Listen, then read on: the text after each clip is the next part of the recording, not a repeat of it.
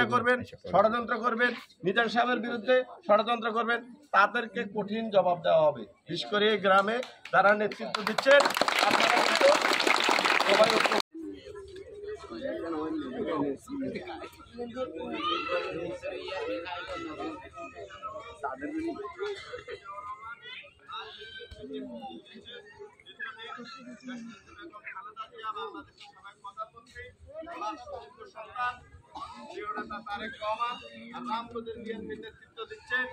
আমাদের যে উর্বর মাটির গর্বিত সন্তান, এই গ্রামের সন্তান আলাদ এবিএম আশরাফুদ্দিন নিজাম সাহেব। আমি এলাকা ভিত্তিক 2-4টি কথা বলবো।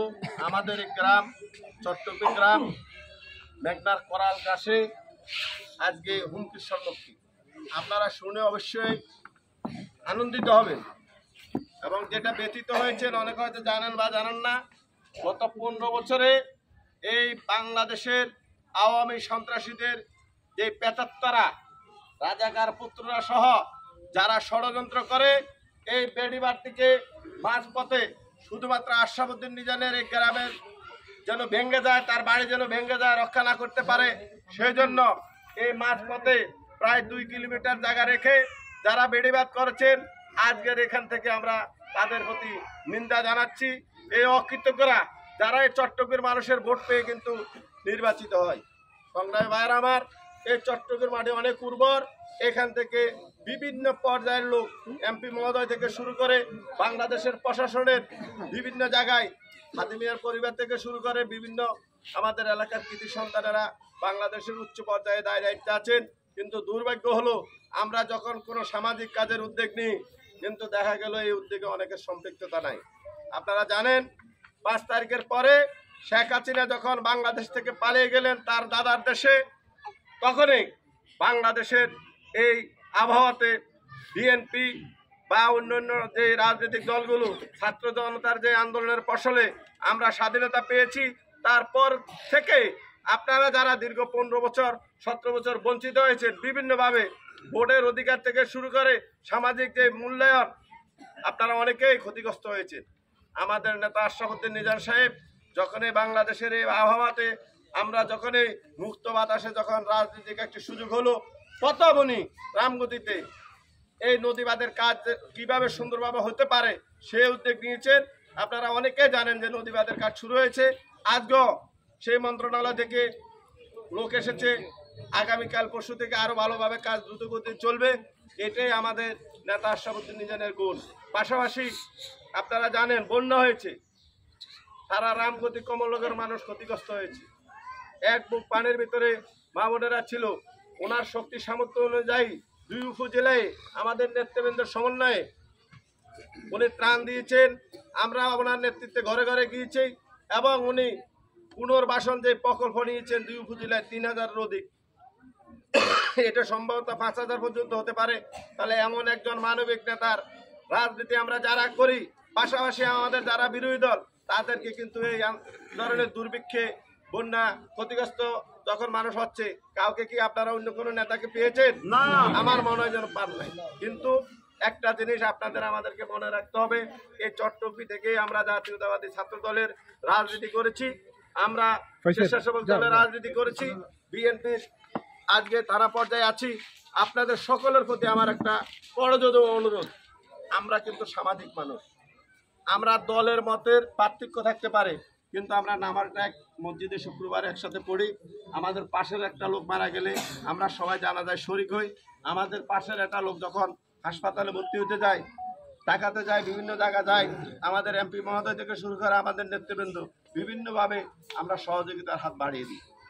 আজকে যে বিষয়টি আমি ক্লিয়ার করতে চাই আপনাদের কাছে, আমাদের চট্টগ্রামে এক সময় বাড়ি ছিল 50-এর অধিক, এখন 35-এর মতো আছে। এবং অনেকে অনেকভাবে সচেতন, অনেকে অনেকভাবে খুব ভালো বুঝে, ভালো রাজনীতি করে, সুযোগ সুবিধা নেওয়ার জন্য যেটা দরকার তাও বুঝে। কিন্তু বলতে হবে আমরা সবাই এক, এবং আমরা এক থাকার জন্য সকলের মানসিকতার, আন্তরিকতার সব কিছুর একটা পরিবর্তন থাকতে হবে। সেই লক্ষ্য হবে আমাদের প্রিয় নেতা আলাজি এবিএম আশরাফুদ্দিন নিজাম সাহেবের পক্ষে। এখনও যদি কেউ কোনোভাবে বিপদগামী থাকেন, অন্য পথে চলাফেরা করেন, আমার একটা অনুরোধ থাকবে, আসুন আগামী নির্বাচনে যখন নির্বাচন হবে এই মানুষটিকে আমরা ভোট দেব, এই মানুষটিকে এমপি বানাবো। সরকার ইনশাল্লাহ মন্ত্রীর তো দিবেন, ওনাকে অনেক উন্নয়ন হবে। আপনি দেখেন আজকে অনেকের মন ভালো যখন বেডিবাদের কাজ হয়, মানুষ একটু বিশ্বাস করে যে হয়তো আল্লাহ আমাদেরকে রক্ষা করতে, আল্লাহই রক্ষা করবে। আশরাফুদ্দিন নিজাম সাহেব হলো উচুল্লা। পাশাপাশি আমরা যারা সংগঠনের প্রিয় নেতৃবৃন্দ আছেন এই অঞ্চলের, এই গ্রামের, এই ইউনিয়নের, আমাদের ভিতরে ভ্রাতৃত্বপূর্ণ সম্পর্ক থাকতে হবে। আমরা মানুষের পাশে দাঁড়াতে হবে। ওএমএস টিসিবি বিভিন্ন প্রকল্প আজকে আসছে। দীর্ঘদিন এই মানুষগুলো বঞ্চিত ছিল, যারা আমাদের ডাকা আহ্বানে সাড়া দিয়েছে, আমরা তাদের সকল সুখ দুঃখে পাশে থাকতে হবে। ভাইয়েরা আমার, মুরব্বীরা আমার, আজকের এই যে সুন্দর একটি প্রোগ্রাম আমাদের আলগী ইউনিয়ন বিএনপি এবং ওয়ার্ড বিএনপির নেতৃত্ব, সহযোগী সংগঠনের নেতৃত্ব হচ্ছে আমাদের মাননীয় এমপি মহোদয়। এই প্রোগ্রাম দেখতেছেন, কারা আপনারা উপস্থিত হয়েছেন বা কারা হয়নি বা কারা আন্তরিকভাবে আসছে। এই যে সুন্দর একটা পরিবেশ, কোনো আওয়াজ নেই, এটা হলো একটা মডেল এবং কেন্দ্র কমিটির যেই সুযোগ সুবিধা, সেটা আমাদের নেতৃবৃন্দ যারা, আমি স্পষ্ট ভাষায় বলতে চাই, চট্টকের ভোট নয়, আলগী ইউনিয়নের ভোট সম্বন্ধে আমাদের অনেক অভিজ্ঞতা, বয়সও কিন্তু কম হয়নি। টকবিতে যারা নেতৃত্ব দিচ্ছেন সকল সংগঠনের নেতৃবৃন্দদের প্রতি আমাদের বিনয়ের সহিত অনুরোধ থাকবে এবং আমরা আপনাদের পাশে আছি। যেহেতু এই গ্রামে আমাদের নেতার জন্ম, উনি নির্বাচন করে, বাট এই গ্রামে অনেকের কাছে ভোট চাওয়ার সুযোগ ওনার থাকে না। আপনাদের নেতৃত্বে এই গ্রামের ভোট হবে এবং আগামী ভোট হবে, কারণ এই গ্রামে কিন্তু মহামন্ডিত অনেকে আছেন যারা দুঃসাহসিক কার্যক্রম করে। নির্বাচন আসলে ওই সুযোগ কিন্তু আর দেওয়া হবে না। আর ওই ধরনের পেশিবাদী লোকজনের সাথে আমাদের কোনো আপোষ থাকবে না। যদি কেউ আন্তরিকভাবে আসে, আমরা গ্রামের সাথে তাদেরকে সেই সম্মানের জায়গায় দিব। কিন্তু যারা বিএনপির বিরোধিতা করবেন, ষড়যন্ত্র করবেন, নিজাম সাহেবের বিরুদ্ধে ষড়যন্ত্র করবেন, তাদেরকে কঠিন জবাব দেওয়া হবে। বিশেষ করে এই গ্রামে যারা নেতৃত্ব দিচ্ছেন, আপনারা কিন্তু সবাই ঐক্যবদ্ধ থাকবেন, কারণ এই গ্রাম ছোট হলেও কিন্তু জ্ঞান পাপীর অনেক সংখ্যা বেশি।